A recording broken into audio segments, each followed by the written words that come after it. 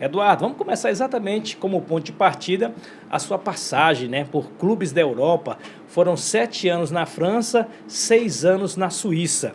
Como é que foi essa experiência para você? O que aconteceu de fato para você conseguir se transferir? Porque é um pouco raro, né, um jogador aqui do Piauí se transferir para o futebol europeu de cara, né? Você estava no Flamengo do Piauí e daqui já foi para a Europa. Exatamente, né? Eu acho que eu consegui realizar um sonho, né? Acho que naquela época, principalmente naquela época, era muito mais difícil um jogador. 2001, né? 2001, era muito mais difícil, não tinha essas informações que tem hoje, né, no futebol, né? E em 2000, naquela Copa João Avelange, né, o Flamengo participou e naquela competição eu fiz bastante gols.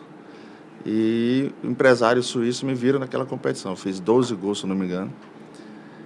E surgiu esse interesse, né? Primeiro do Joinville, Santa Catarina, que foi através desse mesmo grupo de empresários. Fiquei lá 3 meses, voltei para o Piauí, para o Flamengo, e depois, no meio do ano, fui para a Suíça, né? Na verdade, eu passei primeiro 6 anos na Suíça e depois 7 anos na França.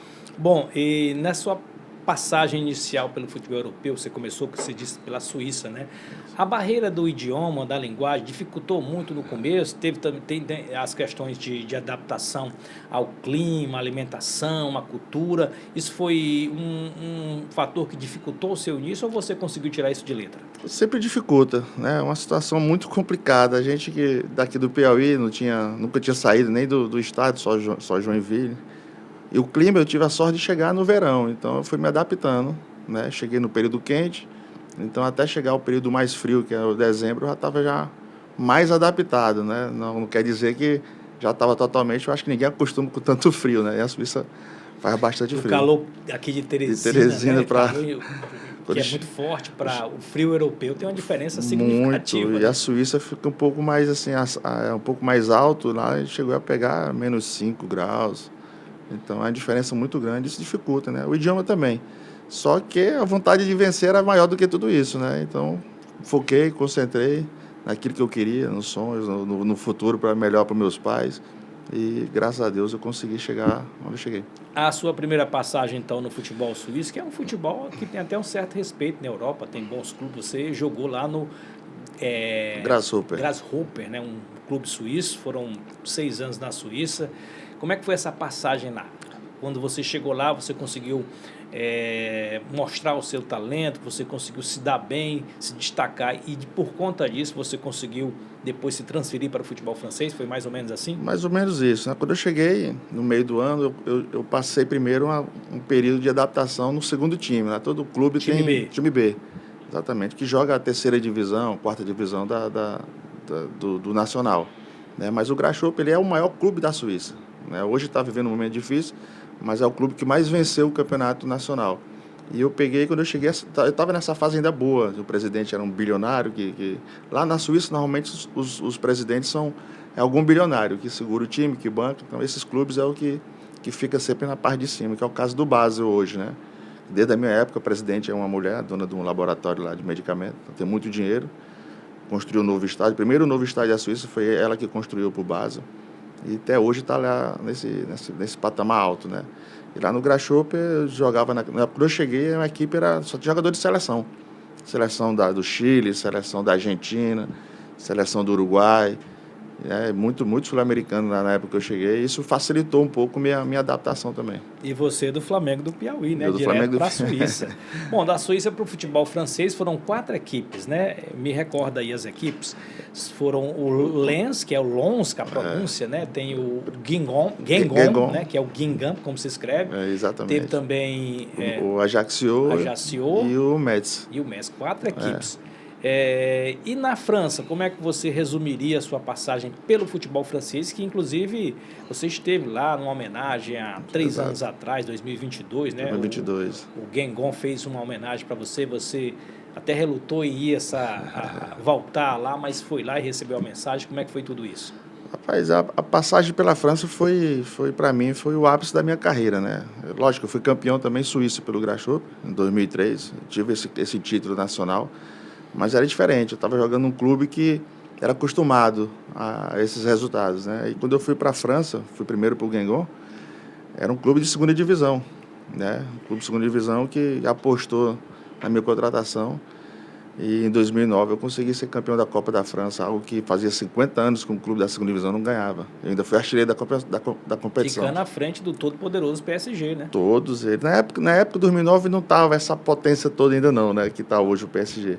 Era mais o Lyon da França ainda estava bem, o Rennes, o Olympique de Marseille sempre é forte.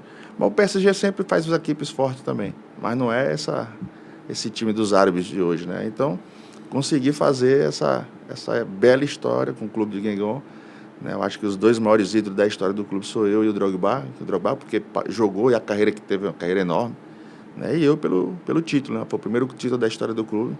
E até hoje eles falam comigo. Hoje mesmo estava conversando com os diretores do Guingamp. Que bom, né? Eduardo, e como é que foi o retorno, né, ao Brasil, você voltar ao futebol brasileiro? Pô, na verdade, quando eu estava no Ajaccio, eu voltei. Eu pedi ao presidente que me liberasse. Meu pai não estava muito bem. Bateu saudade ou foi questão familiar Não, mesmo? familiar. Meu pai não estava muito bem de saúde. Eu já estava com 12 anos na Europa. Eu falei assim, rapaz, perdi tanto tempo longe da família. Foi bom por um lado, mas por outro lado ruim. E eu tentei vir, trouxe a família para ficar próximo do meu pai, o máximo possível. Mas ele ficou mais triste ainda, né? Porque ele queria me ver jogando. Eu acho que a felicidade dele era me ver jogando.